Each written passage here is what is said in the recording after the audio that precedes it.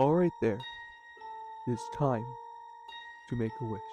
Come with me, and you'll be in a world of your imagination.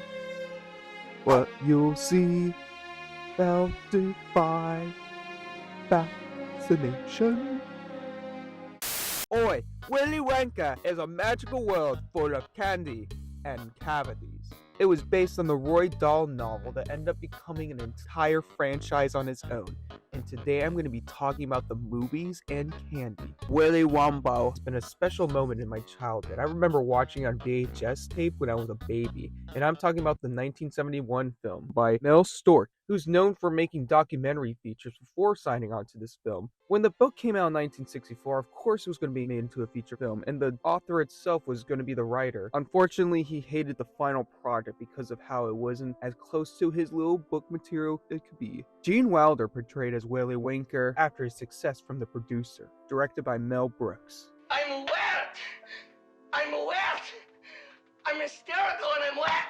His portrayal as Wanker Winker is iconic. His appearance is just pure imagination. And then you have the 7 Deadly Sins. They're little shitheads. I mean, look at this little Charlie kid. Oh, look at this little piece of shit. Charlie in this one just felt very bland in my opinion. But then you have these other little shithead kids that all come from shitty ass background. I mean, you have Mike TV, whose portrayal of MTV. You have Violet Beauregard, who is a snob who fucking picks her nose in one scene. You have Veruca Salt, who is a spoiled little bitch. And then you have Augustus Goop, who I don't really remember much because he was the first one to go, and I just remember him just being a little fat piece of shit that just ate food all the time. There's some heavy symbolism with these kids representing the 7 Deadly Sins, and you could definitely tell. Also, what the fuck with these old ass people sleeping in the same bed? How do they go to the bathroom? Look at Grandpa Joe's shirt. I mean, is that shit? What the hell is that? He ended up realizing that he can't walk for 20 years and then start skipping around the room. Yeah, I don't believe that. How the hell was he able to get his cigarettes in the early scenes? The Oompa Loompas, man, what do they look like? I mean, imagine what they look like in the books.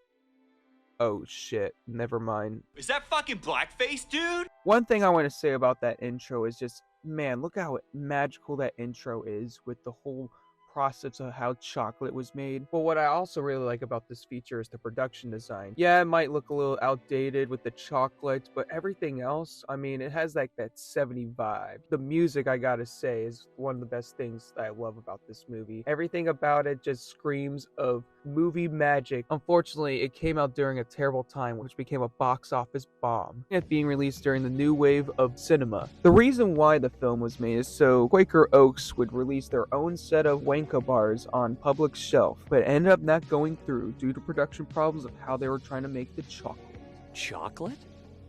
Did you say chocolate? Paramount ended up selling the Wimbo Wonka film rights to Warner Brothers years later. In 2005, Warner Brothers decided to release their own version of Wimbo Wonka and the Chocolate Factory with Charlie Chaplin and the Chocolate of the Chinggis Chonggis Factory. This version is a lifeless, soulless film that is more based on the books and has that bland Tim Burton story-written magic. The production design looks nice. Tim Burton is known for having wacky production designs that stand out from the film itself. In his early films, you can definitely tell, but something happened during Mars Attack where his films started to dry out and they started to become pretty weak. His last greatest film was Ed Wood, and that was in black and white. That drained the color, but something about that film made it more magical.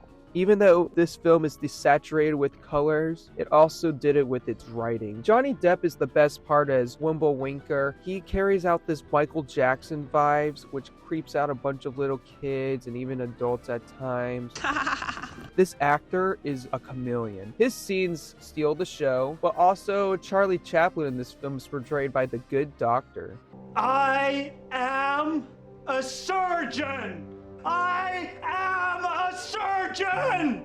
I am a surgeon! I am a surgeon! Dr. Hunt! A little prideful in this one, which makes him really annoying at times. I mean, he would rather give up the golden ticket for a shit ton of money. Yeah, those adults are scamming the fuck out of you. I will say what stands out is the Chocolate Factory. It actually has legit chocolate instead of shit in the other film, which I heard the chocolate in the 1971 film ended up stinking a bunch of actors on set. Ew, stinky. Wimbo Wanker and the Charlie Chaplin Chocolate Factory from Tim Burton was actually more of a success than the other film financially. Critically, it was alright.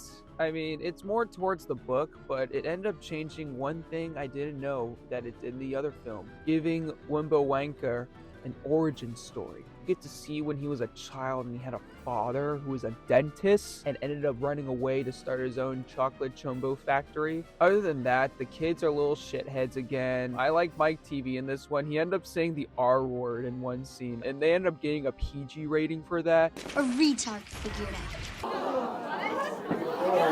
You need to leave! This is also a musical because it's trying to be like the 1971 film, even though Rory Dahl didn't like how it was a musical, and you could definitely tell by how bad it is. This is by fucking Danny Elfman. You should be getting some good shit from Danny Elfman. The guy from Oingo Boingo? Are you kidding me? Are you kidding me? Are you out of your mind? During that time, Nestlé decided to release their own Wanker bars, and I actually had one when I was a kid. I'm not joking. I don't have the receipt, but I remember taking bites of it, and I remember tasting that Wanker chocolate magic. Chocolate? Chocolate! Chocolate! Chocolate! They started branding it in 2005 during the release of the film, and they also released Nerds. You remember the Nerds, the Wanker Nerds, and all these other candy-like products? But then in 2010, they stopped making those. Can someone mail me a Wanker bar at some point? I just really want to take a bite. 12 years later, the next film in the Wanker franchise was going back to its original roots. It was going to be more like the 1971 film, but with a twist. It was going to star Tom and Jerry in Tom and Jerry Meet Wanker Wimbo, the third film in the Wimbo Wanker franchise. This is basically the 1971 film in a hand-drawn animated feature style that so happens to have Tom and Jerry running around doing their little shit in the background, but they have nothing to do with the film, and it's just a shot-for-shot remake of it. Think of it as the Lion King live-action film, but reverse the style. It starts out as a live-action film at first, and then gets transitioned into a hand-drawn direct-to-video animated feature film starring Tom and Jerry. Imagine that happening in your life. I want to see a hand-drawn Tom and Jerry The Shining, Tom and Jerry Goodfellas, Tom and Jerry Drive, Tom and Jerry Schindler's List. This film was madness in a very bad way. Just having to watch this film all the way through was just agony to itself. There were some really cool hand-drawn animated moments that I geeked out on, but then there were some hideous ones that I just wanted to burn my eyes from. I mean, this is like satanic shit.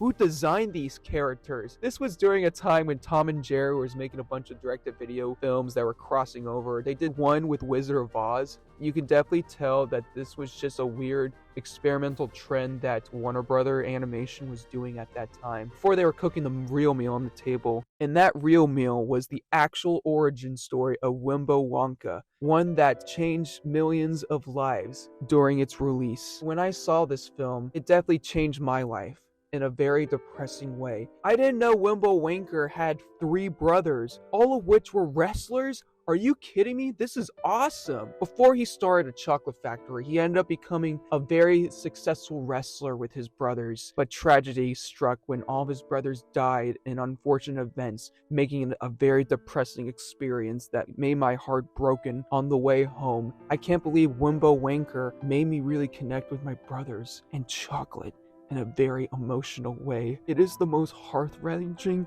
emotional experience in my entire life, and I will never take it back again. I get it that origin stories are getting really annoying now these days. I mean, it's in every superhero movie, but this one actually made an impact in my heart. This is going to be one of my favorite films of 2023, and I can't believe the film had the audacity to change the title last minute from Wanker to Wanker and the Iron Claw. That is such a badass title. Definitely go watch Wimbo Wanker and the Iron Claw. You'll definitely get something out of it. Well, that's the quadrilogy of Wimbo Wanker films. Thank you for checking this out, and I'll see you in the next video. Take care. We are the music makers, and we are the dreamers of dreams.